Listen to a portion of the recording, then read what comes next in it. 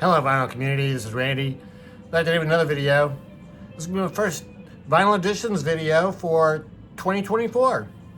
I went to Phonolux record store over the weekend, traded in a few records there, and brought home, well, I think I got about 6 or 7 records, or 8. I'm not going to show them all because I haven't had a chance to listen to all of them yet, but I'm going to show you the ones that I've had a chance to listen to. So, the background music that we're hearing right now, the Best of Al Caiola, Volume 2. I don't have Volume 1, so maybe I'll be on the lookout for that. Al Caiola is a guitarist, instrumental guitarist from the 1960s. I think he probably started in the 1950s, actually, even. And he did a lot of stuff, I think, for maybe TV and movies, and then just a lot of records like this, which I would call easy listening. So yeah, I like this kind of music a lot. So this is him with, there really just is not much information here about who it is that's backing him. It sounds like it's some sort of a studio orchestra. Yeah, so lots of good songs on here. Yeah, Shout Out of Your Smile, Theme from a Summer Place, Man and a Woman, Strangers in the Night. Yeah, so that's the background music for today. I like that guitar he's playing. I wonder if that is a signature Al Caiola model. I don't know. That is really cool. Inner sleeve, that's United Artists, that UA. Label's a very cool looking label too, but I can't show you that. It's playing right now. Picked up this Cannonball Adderley record. This was a used record. Got it there in the used bin. And I was really glad to get this one. I like Cannonball. He's an alto sax player. He's playing with his brother. On this one, Nat Adderley plays cornet on this. In addition to that, Sam Jones on bass, Jimmy Cobb on drums, Julian Mance playing piano. I'm not really familiar with Julian. So this is a very upbeat, hard bop session from, I think it's, well, gosh. I thought I saw the year on here somewhere, but now I'm not sure what year it was. But I think this is from the early 60s, probably. It's on Mercury Records. Cool laminated sleeve there. Starts out with A Foggy Day.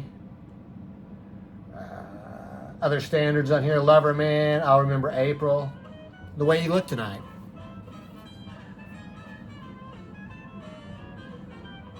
Nothing too outrageous or adventurous about this, just some good mainstream jazz.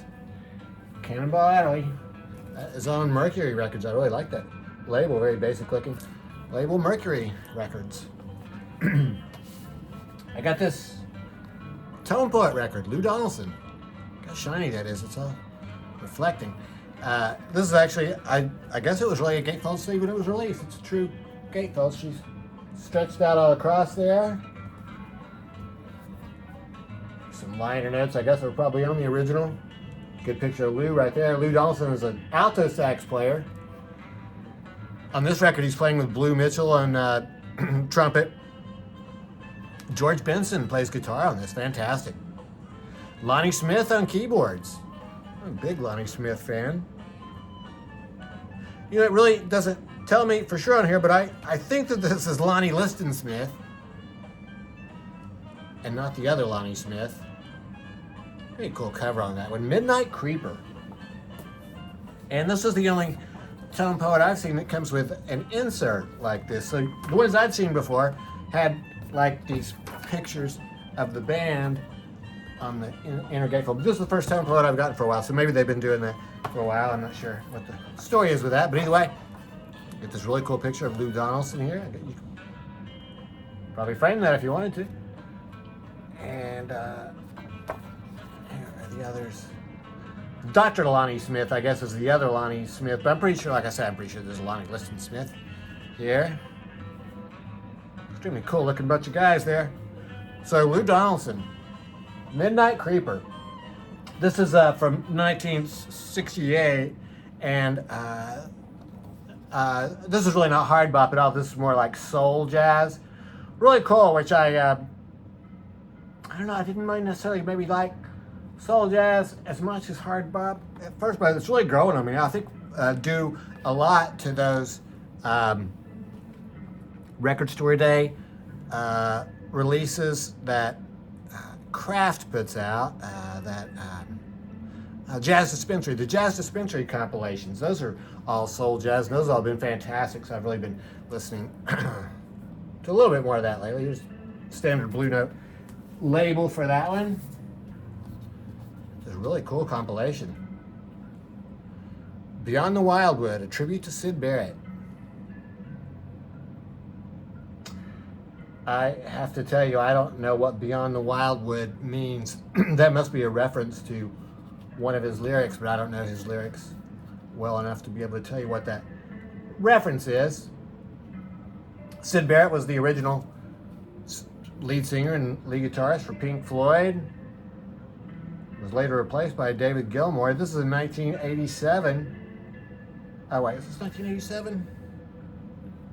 I was thinking this was a little bit later. I guess this is a 1987 compilation now, with a lot of different artists.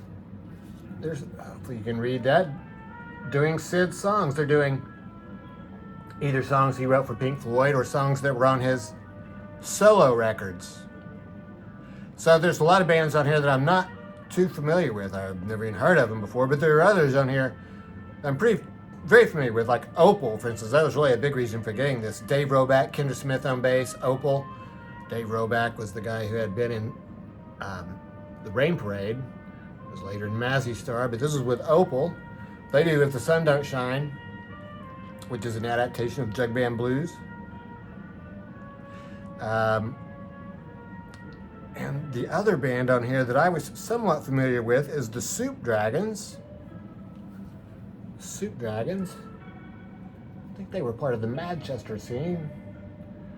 And yeah, they're doing Two of a Kind. So, tribute to Syd, is it tribute? Beyond the Wild, yeah, tribute to Syd Barrett. And the only thing that's kind of unusual about this is there's this text here talking about him. And this text, I mean, the writer is Phil Smee, I guess. Really not very complimentary towards Pink Floyd after Syd Barrett. What does he say about him here? But it would seem they were running on his momentum and inspiration because as his influence faded, they were left stranded and produced more and more self-parodying megapomp opuses aimed at hi-fi lifestyle buys, and supported by record company executives with a pitiful knowledge of music and short memories. So, whoever wrote this didn't care for Pink Floyd after Syd. I love Pink Floyd after Syd, too. But I do think my favorite Pink Floyd records are the first two, or certainly the very first one. It's dominated by Syd. So anyway, that's a cool compilation I picked up on Imaginary Records. Like running for that. It's really cool. Brian Auger record. His band this time around is called Search Party. Name of the record, Planet Earth Calling. This is a digital master. Audiophile pressing. Digital master. I think this was 1970. Was it? No, it couldn't be 1970. It must be 1981. 1981 for this? I didn't think there was digital mastering in 1981. But I guess there was.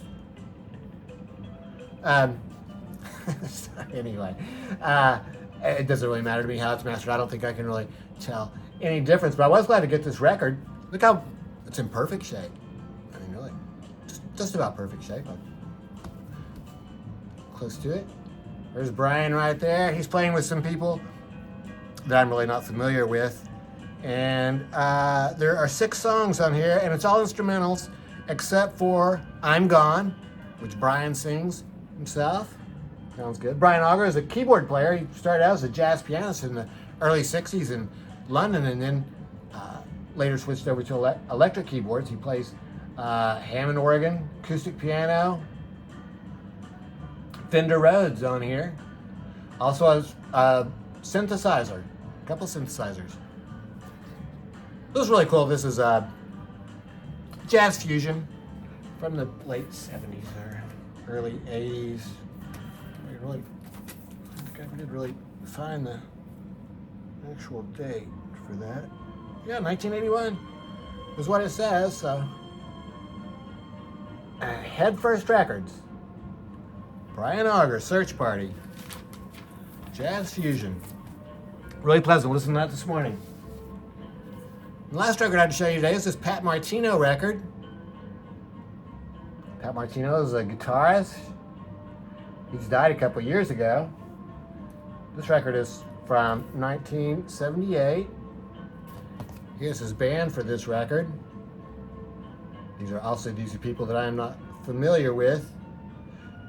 He's got a bass player, a drummer, and a guy playing keyboards, and I don't know who plays what there. But the guy plays keyboards, Fender Rhodes, and synthesizer. Pat also plays guitar and a synthesizer on this. I don't know if that's like a guitar synthesizer or just a keyboard type synthesizer. But he's it's all instrumental.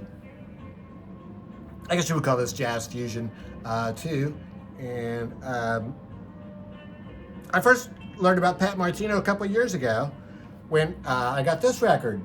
So this is 2017 they say on this. Boy, I didn't think this came out in 2017, but I guess it did. Pat Martino, a big reason I got this one was because of Pat Bianchi, the Hammond B3 player for Pat Martino, but Pat Martino is the leader of this, the guitar player. There he is right there.